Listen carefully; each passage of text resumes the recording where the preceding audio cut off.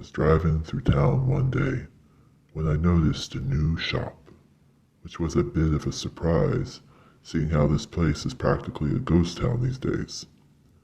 Besides the gas station and the little mom-and-pop grocery mart, there was nothing left but the husk of a forgotten era. That little red brick building over there used to be Vinzino's Pizza and Pasta, best in town. A cute little place beside it with its gingerbread corners with Sally's coffee and donuts. Hell of a cup of joe she served up, let me tell you. Nothing but old memories now, and those were fading too. I grew up in this little town and haven't left it in 75 years. My pop used to own the little laundromat, set me down with a bottle of soda water and a straw while he helped fold customers' fresh laundry and chatted about his own broken-down truck he'd named Jenny 2. Jenny 1 was my mom, and she left my pop and I when I was a baby. She just wasn't ready for a kid, that's all. We never had much money, but when we had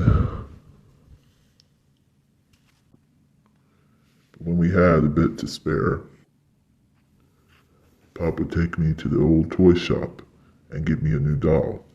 There was quite a bit of teasing. Townsfolk didn't know what to make of the quiet little boy who liked to play with dolls, but my pop gave them a stern hush and told me I could play with whatever toys I wanted, as long as we could afford them. When Pop passed away, I found myself just lost without him. I loved my pop, and he was a rare bird, I tell you. I ran the laundromat for as many years as I could, until one by one the shops closed around me. Folks moved to greener pastures, and I lost our laundromat. The toy shop where I got my dolls as a boy had closed long before. The doll shop owner was killed in a random and unprecedented robbery. Our town never got robbed. Folks didn't even lock their doors. But there they were. Paper said old Gus wouldn't hand over the rare subjects he kept in a glass case. So the robbers shot him. The bullets killed him and shattered the porcelain faces of the dolls he prized most. 100 years old. The town wasn't the same after that. We were all shook to our core. Everybody loved old Gus. I don't know why I never left this place after I lost Pop's laundromat.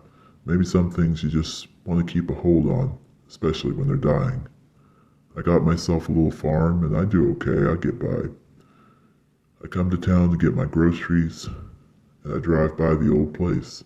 Still got that sign. It's faded, but it's there. Bailey and Son Laundry. Always felt special he put me up there too, like I was as a kid. Like even as a kid, I was his business partner, executive folder and fluffer. We lived on the top floor, and my room had a view of Gus' toy shop. Every month he'd get a new shipment, and while I was up in my room, just waking up, I'd look down at the truck and Gus would pull out a new doll. He and I had a routine of waiting to see what new treasures had come in.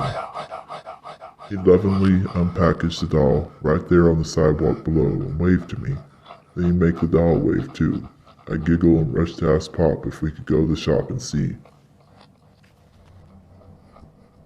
Gus imported all his dolls from around the globe, and he'd give them a little card telling folks all about their country, their favorite food, and their culture. Everything I knew about the world I learned from these dolls.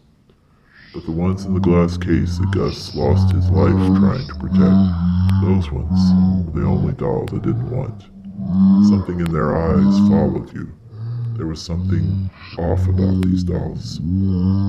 Gus would see me shield my eyes as we walked by the glass case and tell me, "Oh, it's okay, kid. Susie and Tabitha won't hurt you if you don't hurt them." And we giggle a bit. But I still would try my hardest not to look at those particular dolls. Last time I ever saw Gus, I'd gone ahead and taken a good long look at Susie and Tabby. I couldn't move, they'd so entranced me. Gus had startled me when I noticed him standing beside me. "I'll tell you something about Susie and Tabitha," he began. Those dolls have a bit of me in them, you see. Those bright ruby lips and the pink in their cheeks. That's my blood. You see, I never had children. All I've had is my little dolls. I felt one lonely day, like those two were talking to me, telling me a little bit of my humanity could bring them to life, could make them human too. So I gave them some blood. They sure did get a happy smile after that. My pop had taken my hand quickly at this point, and him and Gus had their first and last argument. Pop had said,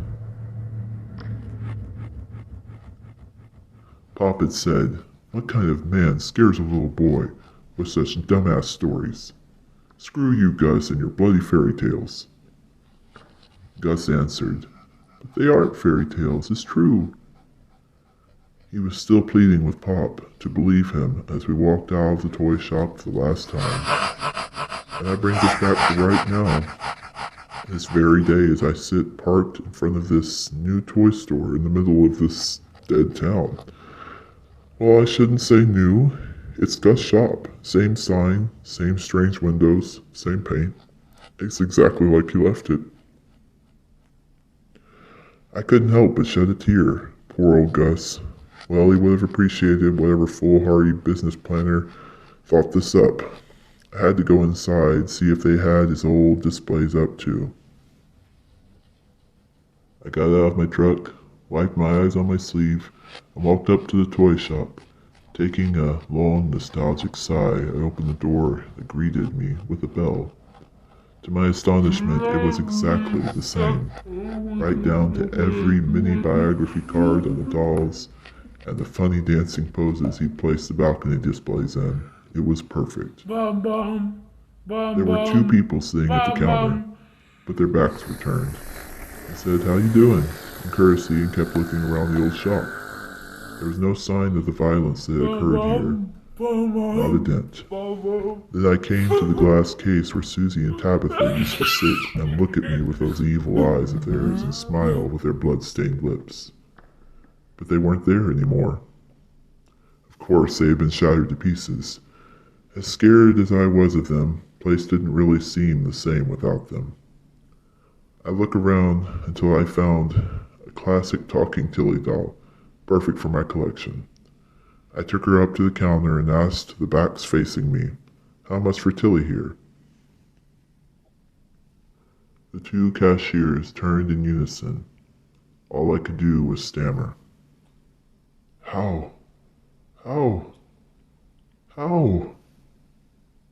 Their lips were blood red, their eyes large and rolling with their movement like dolls' eyes often do, and their flesh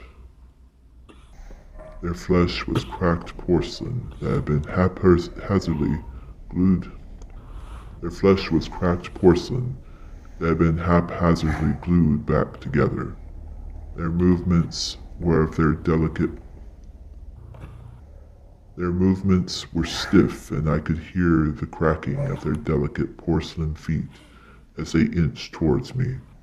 I turned and ran for the door, but found it locked behind me. "I have such an extraordinary collection of dolls, and I will show them to you." All but the two, Susie and Tabitha, who were nearly human now, and I nearly a doll.